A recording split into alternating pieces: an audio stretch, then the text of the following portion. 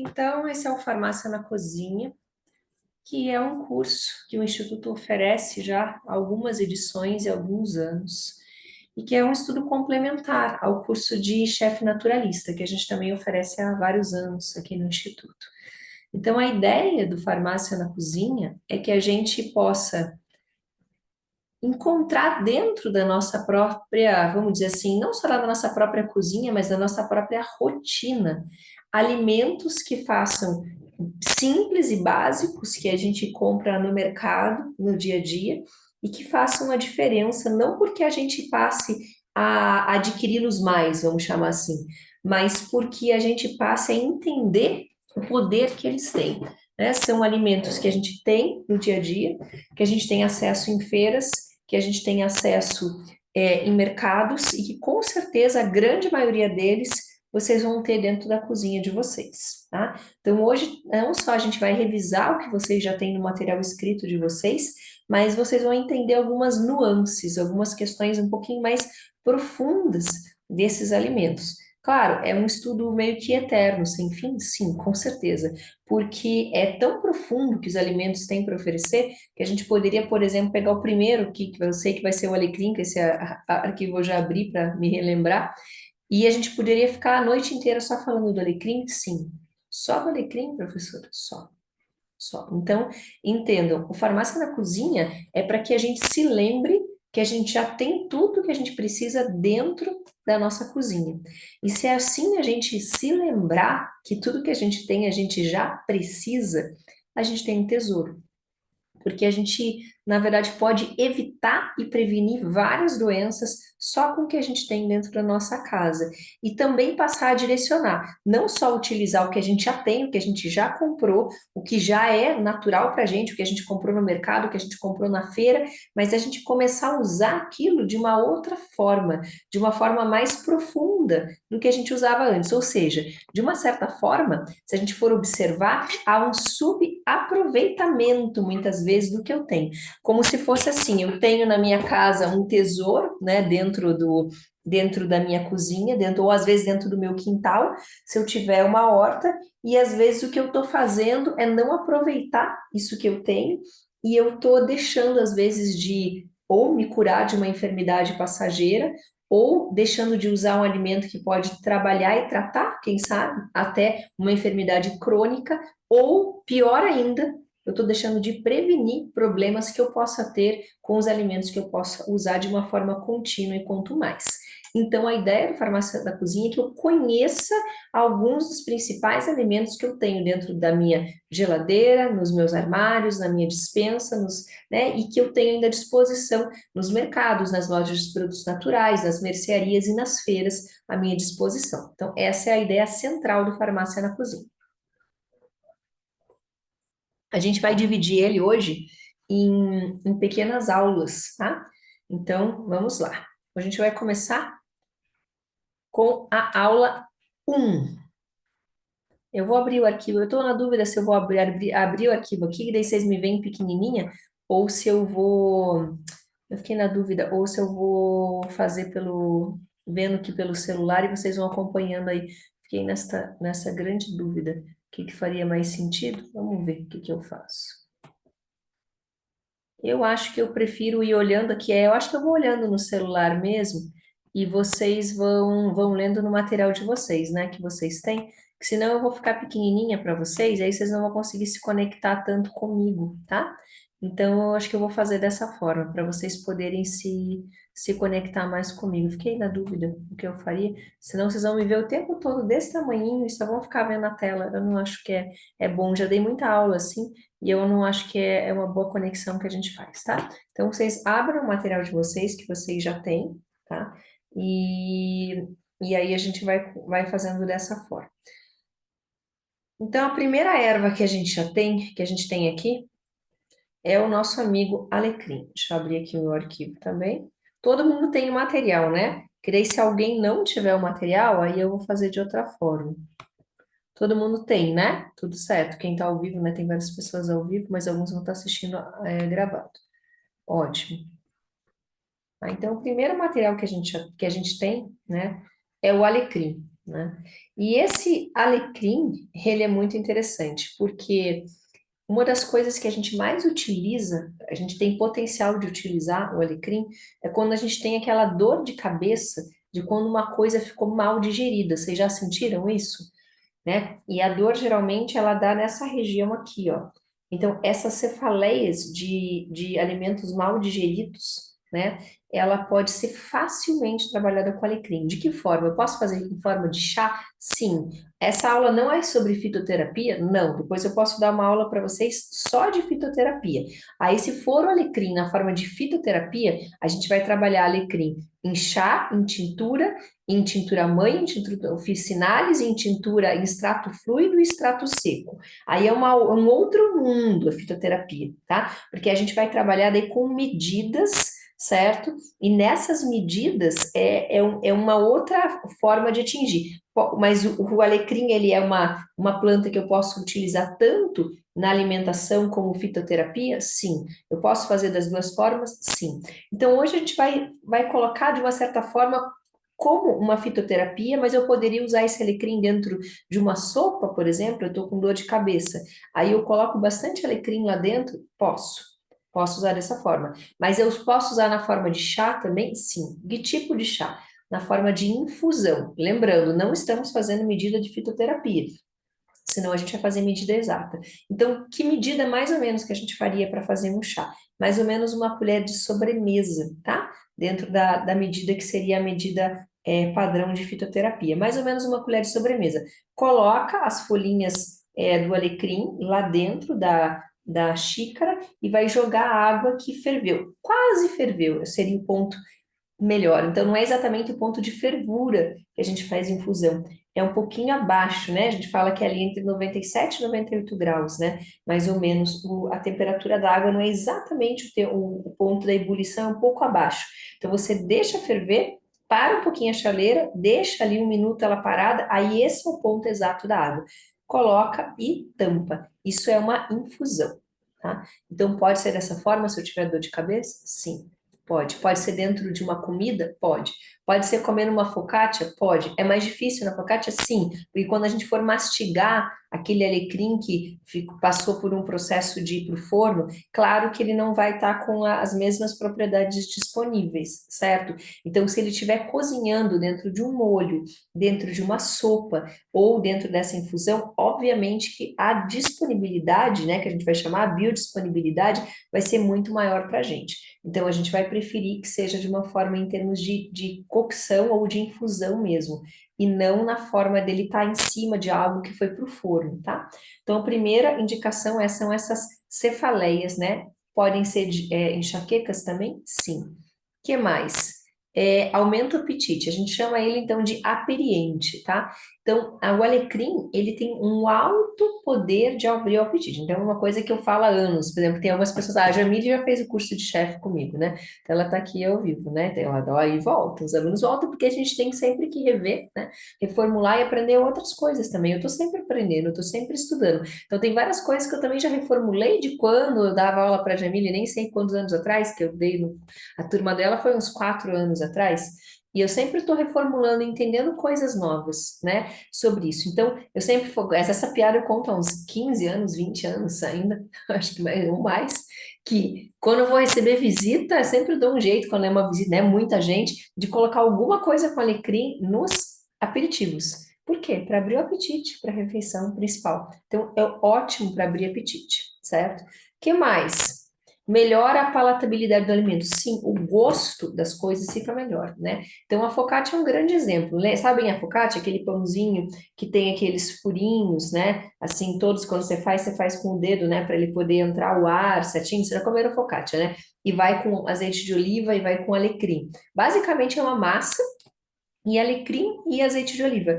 E é maravilhoso o sabor, né? E por que que é maravilhoso o sabor? Um dos motivos é o alecrim. Então, ele aumenta o sabor. Ele é como se ele aumentasse a quantidade de sabor que o alimento leva, tá? Então, ele aumenta essa palatabilidade. Que mais? Dores reumáticas. Então, o alecrim, os estudos são taxativos com relação a dores reumáticas, né? E claro que se a gente estiver falando de dores reumáticas muito sérias, vai precisar de uma série de medicamentos, e aí o alecrim não vai dar conta. Mas se eu estiver falando de dores reumáticas leves, de início, que ainda não precisam de um remédio, né, de uso contínuo, ele pode ajudar. E existem pessoas que têm dores reumáticas que são sazonais, em alguns períodos. Elas vão e vêm. E a gente pode utilizar o alecrim com essa finalidade. O que mais? Contusões. Então, a gente pode usar o alecrim tanto para bebê, né, como a gente pode fazer em plastro. Porque na contusão, o sangue ele fica parado em algumas regiões, ele não está circulando, né? Então, ele fica ali cuidando, né? E fica roxo. Então, o alecrim também pode ser usado nesses casos. Melhora a função mental? Muito, não é pouco. Então, o alecrim, ele tem uma capacidade, eu estava dando aula antes, né, de falando de inteligência e memória, né, que estava pedindo nas orações, né, que a gente chama em sânscrito de medhar. Olha, o alecrim ajuda a medhar, ajuda.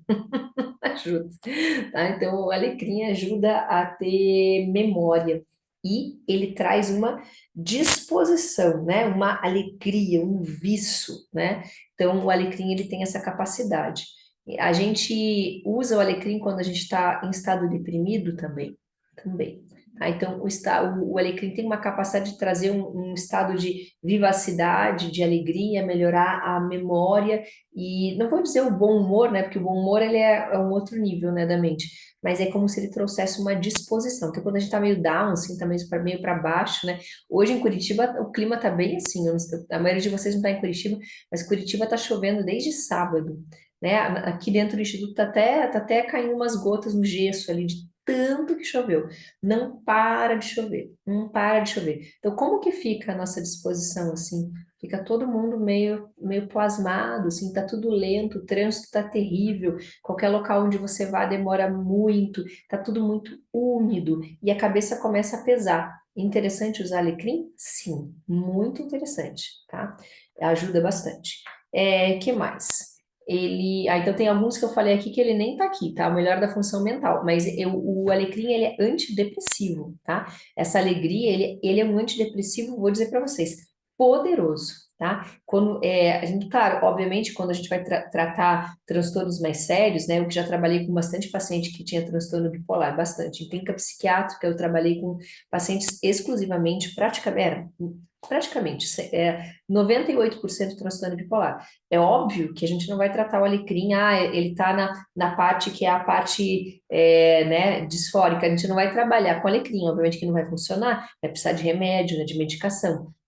Mas para quando não há diagnóstico de transtorno bipolar e a gente tem oscilações de humor que são frequentes quando tem alterações hormonais, quando tem alteração de tempo, de clima, né? Quando a gente recebe uma notícia meio estranha, ou quando a gente mexeu um pouquinho na nossa rotina, a nossa rotina ficou meio desordenada, ou quando o tempo está muito escuro, ou quando a gente teve conversas difíceis que a gente ficou meio, né, meio para baixo, meio down, o alecrim pode ajudar. O que mais que eu trouxe aqui?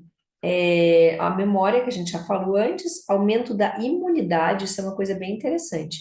Então, o alecrim também contribui, né? E olha que interessante, do mesmo jeito que ele faz um up, né? Então, a gente se sente com mais disposição, com mais viço, com mais alegria, ele também aumenta a imunidade, tá? É antiespasmódico, então, se a gente sente aquelas contrações que às vezes tem região de estômago, região de intestino, né? É como esse meu vestido, que ele é todo meio emboladinho, né? Lá dentro começa a ficar tudo meio emboladinho também, tá? Então é bem interessante o alecrim, ou seja, comeu alguma coisa, vamos tentar resumir, assim, algo bem importante, digestório do alecrim. Comeu alguma coisa, o estômago meio que parou, começou a doer a cabeça, comecei a ficar meio, assim, não me sentindo bem e meio para dentro. Alecrim, tá? É uma ótima escolha, tá? Que daí vocês podem fazer na forma dessa infusão que eu falei, né? Eu não vou entrar nas medidas fitoterápicas mais sérias, porque daí se você precisar tomar mais tempo e se for algo mais sério, aí eu nem aconselharia que fizesse chá. Aí eu aconselharia que fizesse a tintura mãe ou a tintura officinalis, tá? Ou quem sabe o extrato. Mas para casos que são isolados e pouquinhos, lembra? Farmácia na cozinha no dia a dia. A gente pode trabalhar com a infusão naquela medida que eu falei para vocês. Que mais? Ele é hepático, né? Colagogo e colerético. Ou seja, de novo, o estômago não funcionou direito. E aí você sente que alguma coisa no fígado também atingiu. Até porque quando atinge dor de cabeça, na cabeça, tá? Duas coisas podem ter acontecido: estômago ou fígado, tá? Então, se foi o fígado e se você de repente comeu muita gordura também, não é só que parou a digestão, ele também tem essa função de fazer com que o fígado e a vesícula funcionem, ou seja, fazer a contração desses órgãos e ao mesmo tempo soltar o ácido biliar, tá? Então, comeu algo que não fez bem, alecrim pode ser uma grande pedida. Estômago, fígado, tá? Ou quando pode estar tendo dores nos órgãos porque a digestão não está sendo bem feita. Não necessariamente porque tem gases, mas pode ser, né? Então, a gente coloca ali como antiespasmódico, que é um pouquinho diferente do carminativo, mas eles são bem parecidos, tá? Ele não é a planta de escolha se a gente quiser algo carminativo. Se for gases mesmo, não é a minha preferida. Mas quando eu comi algo que eu fiquei empachado, eu fui naquela festa de aniversário, comi, sei lá, aquelas bolinhas de queijo, e agora, no final do ano, a gente faz um monte disso, né? Comi aquela bolinha de queijo, ou comi aqueles bolos que tem aquelas coberturas horrorosas, branca, que a gente não sabe nem identificar mais o que é, porque nata não é, né? É umas coisas assim, uma pasta americana, aquelas coisas nojentas. Eu tenho que dizer porque eu acho nojento. Mas assim, bolo de nata já é diferente, né? Porque a nata vai ser gordurosa, mas ela é natural. Mas aquelas outras gorduras hidrogenadas batida com açúcar, só por Deus. Então, de repente, já pensa, né? Vamos imaginar assim, pós-festa, kit pós-festa, eu vou fazer eu vou fazer uma farmácia na cozinha só pós-festa. Daí vocês levam o quê? Vocês vão levar três coisas, já vou dar a dica, ó, hashtag, ó. Três coisas vocês vão levar no bolso se tiver problema na festa. Gengibre, alecrim e manjericão, tá? Se o estômago parar na hora, comer uma coisa muito pesada, manjericão. Se deu problema no estômago e no fígado, e você já sentiu dores e empachamento, alecrim. Se você comeu carboidrato demais e começou a ter pico insulínico, gengibre, tá? Então vocês podem leva o kit nas festas de final de ano, tá? Então esse é o alecrim, tá? O que que a gente toma de cuidado? Eu até coloquei aqui no final, até fui ver se eu tinha colocado.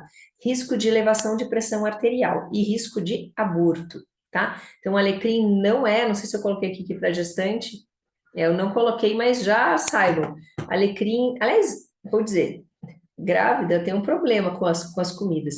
Grávida não pode comer quase tempero nenhum, porque tudo é erva. Erva de tempero, condimento é remédio, né?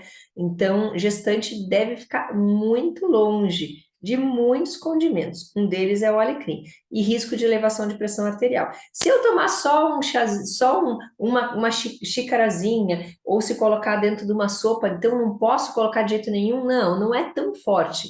Assim, mas vai que daí você resolve tomar uma sopa num dia, no outro dia, e 3 dias, e 4 dias, e infusão todo dia, contraindicado. Risco de elevação de pressão arterial. Porque lembrem que ele faz o funcionamento do corpo, ele traz esse up. Então, ele vai atuar também nesse local do sistema nervoso, que é o sistema nervoso simpático, e essa contração para que as coisas funcionem, né? E na pressão arterial isso não vai ser bom, porque ele pode ter essa atuação sobre também as veias, né? E quando há contração das veias, aumenta a pressão arterial. Quando há um relaxamento das veias, cai a pressão arterial, tá? Então, pressão arterial é igual a pressão da mangueira. Apertei, aumentou a pressão arterial. Relaxei, diminuiu a pressão arterial. Isso que é pressão arterial, é a pressão que está sendo feita no vaso, e aí, igual uma mangueira, né? Que a gente aperta lá a mangueira, sai com pressão. A gente solta para a pressão. Isso é pressão arterial, tá? Daí vai ter a distólica e a sistólica, porque uma é que está indo, outra está voltando. Mas isso também não vem ao caso aqui, a gente não precisa entrar tão pormenorizadamente. Aí, temos o próximo. Esse é o meu queridinho, assim, da cozinha. Não pode faltar na cozinha de vocês, tá? Cúrcuma ou açafrão da terra, né? Então, o nosso amigo safrão que tem curcumina, né? Então, a primeira primeira função muito importante que ele tem é anticancerígeno, é antineoplásico. E é muito interessante isso, porque quando eu comecei a dar aula disso, meu Deus, nem sei mais quantos anos atrás, sei lá, uns lá 18, 20 anos atrás, mais ou menos, quando a gente falava disso, ainda era muito incipiente, estava no iniciozinho, assim. E assim, parecia coisa papo de maluco, assim, sabe? Então a gente falava assim, todo mundo ficava, ah, não sei não, hein? A gente falava, não, o açafrão é anti-inflamatório. Poxa vida, não sei não, né? Hoje não se tem dúvida. Se tem dúvida, você pode entrar no Instagram, em qualquer paginazinha, e não se tem mais dúvida de que ele tem uma capacidade anti-inflamatória altíssima, né? Você entra em qualquer site que seja de educação física, de treinamento, fitness, seja lá o que for, suplemento de curcumina para atleta hoje é base, é básico. Então, alto poder de retirada de dor pelo poder anti-inflamatório, sobretudo de quem? Ó, as articulações. Alto poder disso. E também alto poder é anti-câncer, tá? Então, antineoplásico. Como que a gente usa a cúrcuma para isso? Dentro da comida todo dia? Sim. Para prevenção, sim. Para tratamento, obviamente que vai ter que usar uma dose maior. Aí ou você vai tomar a cúrcuma separado ou vai comprar cúrcuma encapsulada, né? É claro que se a gente for pensar, igual quando eu vou para a Índia, eu volto da Índia cheirando açafrão, porque é muito que eles usam de açafrão. Então não é pouco, né? Então, eles vão ter um consumo de açafrão altíssimo, como se fosse um tratamento anticâncer, tá? Mas, em geral, quando a gente faz o tratamento anticâncer, a quantidade é mais ou menos uma colher de sopa por dia. Para ele ter mais efeito, a gente coloca pimenta, aquela pimenta preta, a pimenta do reino junto, moída, mais ou menos uma pitada para essa, uma pitada generosa para essa colher de sopa, mais ou menos essa proporção. Por quê? Porque a pimenta tem piperina e vai ativar esse açafrão para ele ser recebido melhor pelo corpo. Mas ele funciona mesmo sem a piperina? Sim. Já trabalhei com cúrcuma com muitos e muitos pacientes com câncer de pele, sobretudo, sim. Inclusive com o meu pai, que teve câncer de pele, e o tratamento dele, além da retirada, foi apenas a curcumina, né? Apenas a cúrcuma, para ver como que o corpo dele reagia, né? E foi um sucesso, tá? Então, assim, é importante enquanto prevenção? Sim. É importante quando a gente está tratando? Com certeza. Vai resolver em todos os casos? Infelizmente, não. Há momentos que são contraindicados? Sim. Aqui no Farmácia da Cozinha, a nossa pretensão não é, né, treinar vocês para que vocês se tornem fitoterapeutas usando a curcumina, porque daí é uma outra coisa. A gente vai ver dosagens, né? Mas vocês entenderem esse efeito ajuda. Ajuda para que vocês no dia a dia possam entender o poder disso e usar para a família de vocês. Espera, que tem uma pergunta aqui.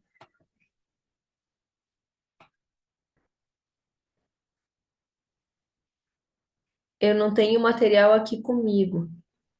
Não, só um pouquinho, Dora. Eu não tenho material com você? Tá, então eu vou disponibilizar para você ali, tá?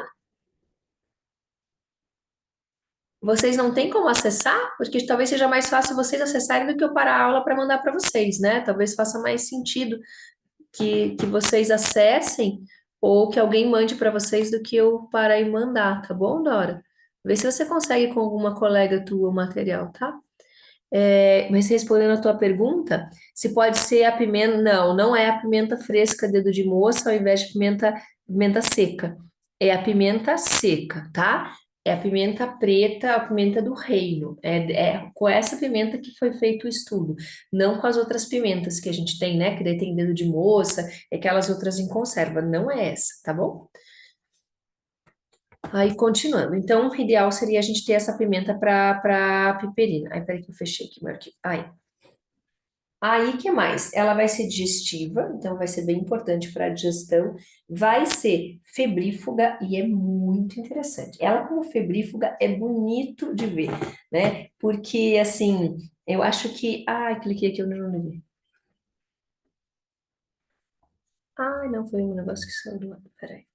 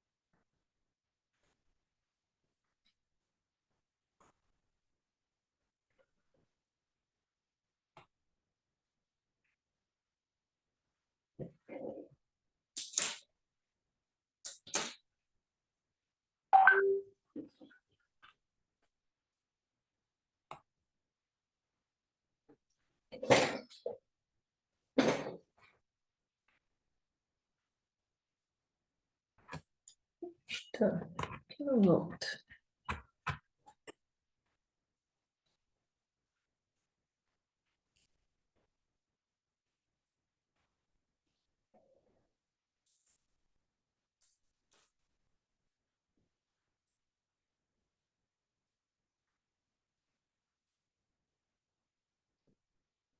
Agora um minuto que eu não consigo, não sei o que aconteceu com a câmera. Ai, que coisa.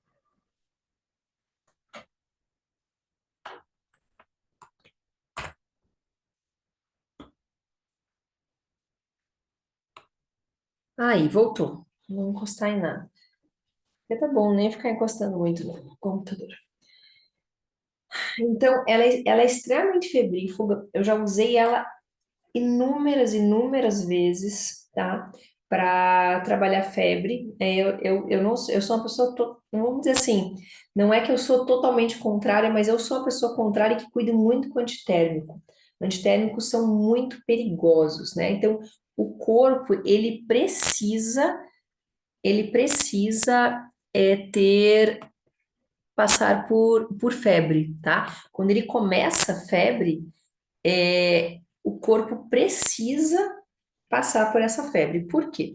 Porque a febre é a que vai combater as bactérias e vírus, certo? Então, assim, a gente fala que o corpo tem direito a 36 horas de febre. Difícil, né? E até mais, na verdade. Eu tô sendo até 36 horas, estou sendo 3 dias de febre, não são 3 horas, são 36 horas, são 3 dias de febre, tá? Então, o corpo pode chegar até 3 dias de febre. Claro, se a febre for muito alta, a gente tem que baixar a febre, né? Porque pode dar problema neurológico, né? Cerebral, algumas pessoas vão convulsionar, né? Algumas vão tremer. Então, é claro que caso a caso. Mas a forma como a gente faz, muitas vezes aqui no país, que é qualquer coisa, deu uma febre de toma antitérmico, muito cuidado, tá? Porque o antitérmico, ele não permite que o corpo reaja às bactérias. Aí, o que a gente faz quando a gente está fazendo isso? A gente está abrindo as portas para problemas respiratórios muito sérios. Porque muitas vezes o problema é que a gente está com algum vírus respiratório. Aí começa a febre. Aí o corpo está ali lutando para aumentar a temperatura e para acabar com aquele vírus. A gente vai lá e antitérmico. Aí tem uma queda brusca dessa temperatura e o corpo não reage mais. Nossa, acabei com a febre. Ufa, só que depois vai vir uma infecção. Aí você vai ter que tomar antibiótico. Aí você fica um mês lutando com aquilo que a tua febre faria e acabaria com 2 dias, 3 dias. Então a gente toma muito cuidado. Mas claro que às vezes dá muito mal-estar em febre. Existem outros recursos? Claro, existe homeopatia para deixar a pessoa se sentindo melhor quando é febre. Existem banhos que a gente faz, né? Então, nem todo mundo precisa fazer banho que resfria o corpo, né? Como é aquela indicação básica, não é para todo mundo. Tá? A medicina chinesa nos ensina com muita, vamos dizer assim, com muita propriedade que para algumas pessoas a gente tem que dar banho quente. Aí aumenta o yang, ela sua e daí cai um pouco a temperatura. Para outros, a gente vai fazer uma coisa mais fria, com compressas em pontos estratégicos, os que vocês já conhecem, que é testa atrás da panturrilha e na região poplítea, que é atrás do joelho. Então, aí também vai reduzir febre? Vai. Mas uma coisa coadjuvante disso é cúrcuma. Aí você faz um chá com o açafrão da terra, né? Vocês sabem qual é o açafrão da terra? É aquele que aparece um gengibre, só que ele é laranjinha dentro, tá? Então, aí você faz um chá com o açafrão. Aí ele vai baixar um pouco a febre, o suficiente para você não ter aquelas sensações tão ruins de calafrio, mas não o suficiente para fazer com que a temperatura baixe e você pare de combater o vírus ou a bactéria que estão te acometendo. Entende? Então é um bom febrífugo, tá? Tem 3 febrífugos que eu gosto muito, tá? Eu vou entrar um pouquinho de fitoterapia porque é meio inevitável, mas eu gosto muito da cúrcuma, gosto do tomilho quando é problema respiratório, ele também tem uma questão febrífuga que eu acho bem interessante, e gosto muito do Sambucus nigra, como é que chama esse é o nome científico dele? Sabugueiro, Sambucus nigra. O sabugueiro é o que dá origem à aspirina, tá? Então ele também é um febrífugo interessante, ele é suave, e ele tem uma grande vantagem também, o Sambucus nigra, que é o quê? ele, ele não dá os efeitos respiratórios que pode dar quem tem alergia à aspirina. Por exemplo, eu tenho alergia a aspirina, tá? Então, assim, eu não posso usar aspirina nem AS. Muitas pessoas têm, porque me dá crise de asma, tá? Então, eu sou altamente alérgica, altamente. Mas, se eu tomar o chá do Sambucus nigra, do sabugueiro, eu posso tomar um pouco, tem uma medida que ele vai, abaixa um pouquinho a minha febre sem me fazer mal, tá? Então, esses febrífugos naturais são muito interessantes da gente conhecê-los, porque eles podem fazer com que, sei lá, numa emergência, se você está na praia, uma coisa assim, né? A gente tem acesso a algo que é natural e não vai ter os efeitos colaterais que os remédios alopáticos vão ter, tá? Então, o açafrão é o mais seguro deles, né? Mais do que o Sambucus nigra, que a gente tem que usar com uma certa dosagem e frequência mais de fitoterapia. O açafrão não, você faz um chá, faz uma sopa que tem açafrão para a pessoa tomar quando ela está com febre, né? Isso já vai ajudar. Então, pode fazer, por exemplo, uma sopa que leve, ó, bem legal para quando tem febre, tá? Uma sopa com esses três elementos: açafrão, arroz e cenoura. Porque o arroz e a cenoura vão retirar calor do corpo, certo? Então, o açafrão, o arroz e a cenoura juntos, eles vão ser ótimos para febre, tá? Uma boa pedida. Aí, que mais? Então, continuando o açafrão. É, ele também vai ser, ele vai elevar a dopamina, e a gente precisa muito, né, dessa elevação de dopamina, sobretudo em tempos em que a gente está ganhando dopamina muito graciosamente, né, da internet. Isso é muito deletério para a gente, porque a gente tem picos de dopamina o tempo todo. Isso não é bom, porque a gente não quer mais fazer as coisas que envolvam esforço por conta dos picos de dopamina. Então, ele ajuda a liberar a dopamina, mas sem fazer pico de dopamina. Quem mais que faz, ajuda a gente a liberar a dopamina devagarzinho? Fazer exercício físico, fazer coisas que envolvam esforço. E olha que legal, para elevar a dopamina sem fazer pico de dopamina. Sabe o que a gente faz? Faz coisas que a gente não gosta, faz coisas chatas, enfadonhas, tipo eu fazer uma coisa que eu não gosto de fazer, mas que eu faço quando eu preciso regular minha dopamina. Eu lavo louça. Eu não gosto de lavar louça. Mas eu lavo louça para regular meus picos de dopamina. Tá? E daí eu estudo. Agora eu aproveito e estudo, né? Enquanto eu lavo louça, eu fico lá e daí eu estudo, coloco algumas aulas que eu faço, né? Muitas aulas. E aí eu coloco lá para ouvir algumas aulas, tá? Então, fazer coisas enfadonhas que a gente não gosta também ajuda a elevar os picos de dopamina sem ter pico de dopamina, tá? Banho frio também, banho gelado, em HOF, também ajuda a gente manter a nossa dopamina no lugar, tá? E agora a gente já sabe que o açafrão também. Então, nesse aspecto, não é uma coisa assim, tipo o febrífugo, que é uma coisa isolada. A gente deveria tomar um pouquinho de açafrão todo dia. Se a gente tiver dor nas articulações, açafrão todo dia. Se a gente tiver inflamações, como por exemplo no intestino, açafrão todo dia, tá? Quando que a gente não faz açafrão? Isso é importante. Vamos fazer uma cirurgia. Ah, eu vou fazer uma cirurgia essa semana. Aí eu não tomo açafrão por conta da coagulação, tá? Aí quando tem uma cirurgia em vista, aí corto o açafrão alguns dias antes, tá? Lembrem disso. Que mais?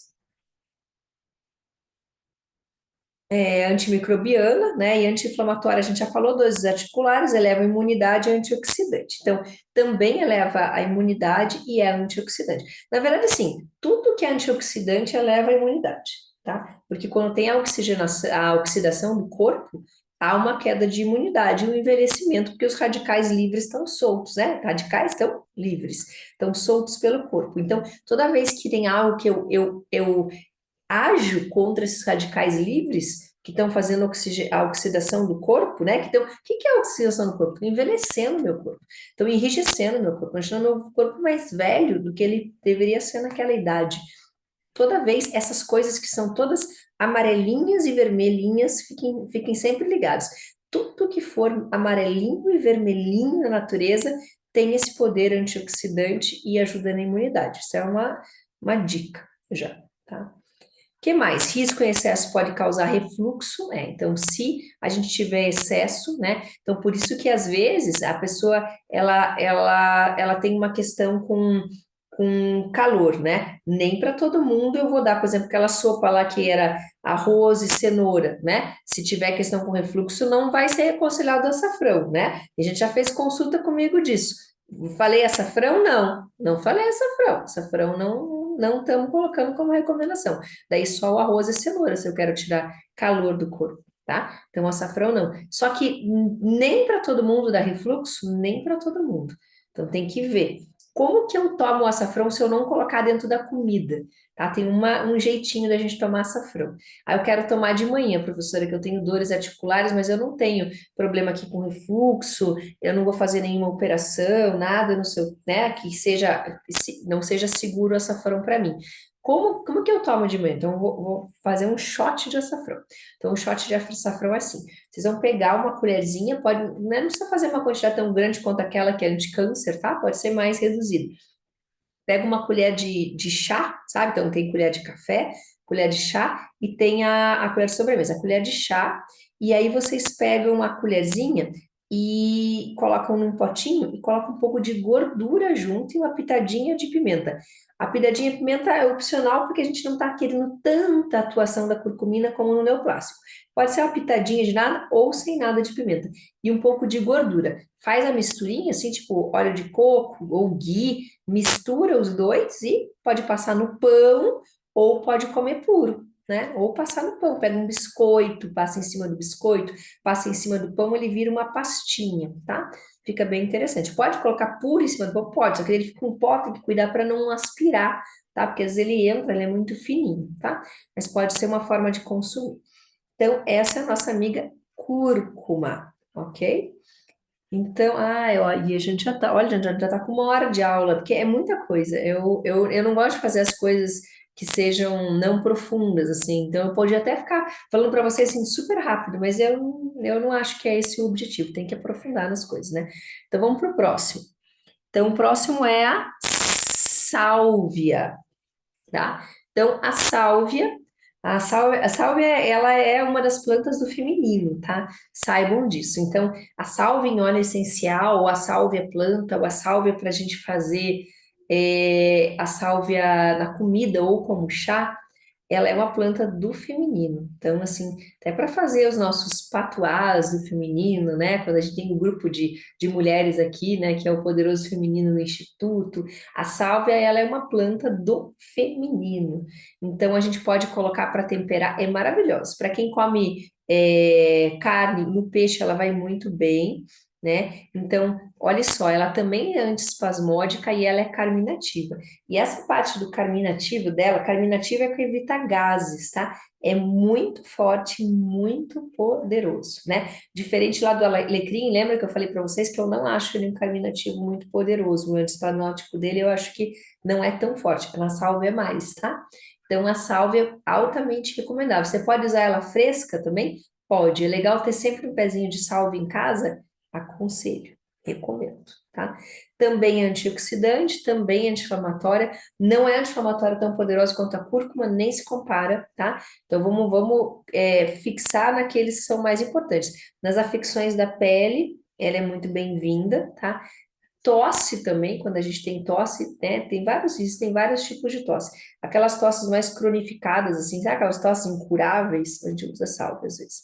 Dores de garganta, dá para fazer gargarejo com a sálvia também, tá? Então, dores de garganta também. E afecções da boca. Nessa parte das afecções da boca, ela é muito efetiva, mais até do que da garganta, tá? Então, em afecções da boca, a gente vai usar sálvia. E, não diz aqui, mas ela tem um poder de atuar sobre esse trato, né, do útero e do ovário, tá? Por ela ser essa planta do feminino. Então, quando a gente quer trabalhar, né, de uma forma também, não só com as propriedades, mas né, a parte energética da planta também, a gente tomar esses chás de sálvia, colocar a sálvia na comida, isso é muito bom. Então, alguns de vocês fazem, né, vários tratamentos que são de útero e tudo mais, aconselho que a sálvia esteja lá, né? Se não tem, compra um vasinho de sálvia, né? Aqui na horta do Instituto tem sálvia, mas compra lá, por exemplo, aqui no mercado em Curitiba, no festival, tem os vasinhos, compra um pezinho de sálvia, deixa na cozinha, tá? E aí vai utilizando, vai colocando para temperar macarrão. Eu gosto muito de sálvia com, assim, tipo, alho e óleo, né? Eu sempre falo dela, mas a sálvia com ghee é muito gostosa. Aliás, faz tempo que eu não como sálvia, hoje eu vou levar sálvia para casa. Então, essa é a nossa amiga sálvia, que a gente acaba não usando tanto, mas ela é muito saborosa. Dá para comprar seca também, tá? Para poder temperar. Eu gosto mais da sálvia fresca, eu pessoalmente. Ao contrário do que vem depois, que é o orégano, né? O orégano, a gente tem dois tipos de orégano aqui na horta do Instituto. Eu gosto mais do orégano seco do que fresco, né? Mas é uma questão de gosto, né? Então, temos aqui passamos da Salvia officinalis para o Simum basílico, tá? E esse aqui tá com Origamum vulgar, aliás, o Simum basílico é manjericão, falei errado. Origamum vulgar. É, o orégano. Então, o orégano a gente conhece muito bem e a gente tem que agradecer sempre ao orégano que ele existe por conta da pizza, né? Porque para a gente comer pão com queijo, né? Ainda um queijo que foi derretido, obrigada que existe o orégano, porque ele é altamente digestório, tá? Ele a gente chama de estomáquico. Então, faz o estômago funcionar e muito bem. Ajuda nos gases? Sim, carminativo? Muito bem. Ajuda também nas dores de cabeça. Quais dores de cabeça? Nas dores de cabeça, que tem duas relações. As relações também com o estômago, como era do alecrim, e nas dores de cabeça que tem relação com o sinusite, com a parte respiratória, porque o orégano tem uma alta atuação na parte respiratória. Mal sabemos nós o que nós temos em casa. O óleo, existe óleo essencial de orégano que é carérrimo, só para afecção respiratória. Qual que é um dos problemas desse óleo? É que assim, como ele é estomáquico, quando você toma, eu não posso tomar, que me dá uma dor de estômago na hora, tá? Então tem que cuidar, se comprar o óleo de orégano, ele é altamente aromatizante, assim, é muito bom o cheiro, mas como ele é altamente estomáquico, ele faz a digestão acontecer, então para quem fica com o estômago parado é muito bom, só que ele aumenta muito a acidez do estômago. Então, algumas pessoas não podem tomar. Quem tiver refluxo, início de gastrite, nem pensar de tomar o óleo de orégano. Pode usar o orégano para fazer digestão? Sim, pode usar, tá? Mas aí o chá de orégano eu já não recomendaria para quem tiver muita acidez estomacal, tá? Eu já não recomendaria. Tá? Então, ele também vai ser trabalhado nas afecções respiratórias, como eu falei, e é bom, ele é muito bom nas afecções respiratórias, mas sobretudo quando ele está no óleo, mais do que quando ele está na planta. O óleo dele é melhor para a parte respiratória. Que mais? Dores articulares não é tão forte, então isso é o que, né, tá no índice oficial de fitoterapia, os estudos que já foram feitas, né? Tudo isso aqui foram coisas que eu fui reunindo de tudo que eu estudei, dei aula há anos, né? Não é, né? Hoje tem e-book que é feito por inteligência artificial, gente. Até me choca, assim, mas existe, né? Mas não se trata só disso. É dores articulares do que a todo o compêndio de fitoterapia oficial diz, né, e o que existe no casos práticos. Mas na prática, o que eu posso dizer para você, que nas dores articulares eu não vi, durante todos esses anos, tanta atuação assim. Diz, mas eu não vi. Eu vi mais atuação na parte respiratória e estomacal. Que mais? Antiespasmódico e dores musculares, né? Ele também vai ajudar porque ele é antiespasmódico, né? E às vezes o que está acontecendo nos músculos, né, tanto nos voluntários quanto nos involuntários, é que eles têm espasmo. Então, por exemplo, se tiver lá um espasmo, às vezes de dor intestinal, de dor uterina, ele pode ajudar? Pode, né? Há outros melhores? Há, mas ele pode potencialmente ajudar nas dores são de espasmos musculares, voluntários ou involuntários. Que mais? É fungicida e antibacteriano e antioxidante, né? A maioria desses alimentos são antioxidantes, então isso a gente já pode considerar praticamente todos. É fungicida e antibacteriano? Sim, e a gente precisa, né? comer esses alimentos. Então, temperos, né, eles são muito eficazes, né, para gente trabalhar na verdade, essa limpeza, né, sobretudo no nosso intestino, porque o nosso corpo está repleto de fungo, tanto que existe síndrome fúngica e muitas vezes a gente está cheio, entupido de fungos e a gente nem sabe. Às vezes a manifestação é porque começa a ter cândida de repetição, mas às vezes nem aparece. E isso vai atrapalhando a permeabilidade intestinal. A gente começa a ter um monte de problemas. E um deles é uma variação de humor absurda, assim, que a gente nem sabe de onde vem. Então tem que tomar bastante cuidado com isso, tá? Então por isso que é importante que a gente coma alimentos que sejam antifúngicos, como é o orégano. Que mais? Aí temos o tomilho. O último que eu vou fazer desse bloco é o tomilho. Então, deixa eu ver como é que está o nosso tempo. Ótimo. Então, o tomilho, eu gosto muito dele para problema respiratório e para febre, tá? Então, ele também é digestório, não tá aqui, mas ele também ajuda na digestão. Ele tem um sabor muito gostoso, eu gosto muito, né? Então, a gente vai chamar ele em inglês de thyme, né? E como é que é Thymus o quê? Ah, é vulgaris mesmo. É o Thymus vulgaris. E o thyme, ou o tomilho, ele tem um sabor que ele se aproxima, para mim, do orégano, mas ele é mais refinado. Não sei se vocês já tiveram o costume de comer tomilho, mas ele é mais refinado que o orégano, tá? E para problema respiratório é fantástico. Por exemplo, imaginar lá, né? Vocês estão lá, alguém da família de vocês começou com resfriado, né? Essas variações de tempo que em Curitiba tá bem fácil pegar resfriado. Começou com resfriado, eu vou fazer uma sopa para a pessoa. Tomilho dentro da sopa. Altíssimas, acho, altíssimas chances de a pessoa vai tomar sua sopinha com tomilho, vai para a cama dormir e vai acordar ótima. Vai ter reduzido um pouco a sensação estranha de febre, vai ter reduzido a coriza, vai desobstruir, vai respirar melhor, tá? Então, ele é uma planta de escolha para a gente temperar, sobretudo quando está no início da parte respiratória, tá? Então, sobretudo na parte de início da parte respiratória, o tomilho é muito, muito, muito bem-vindo, tá? É,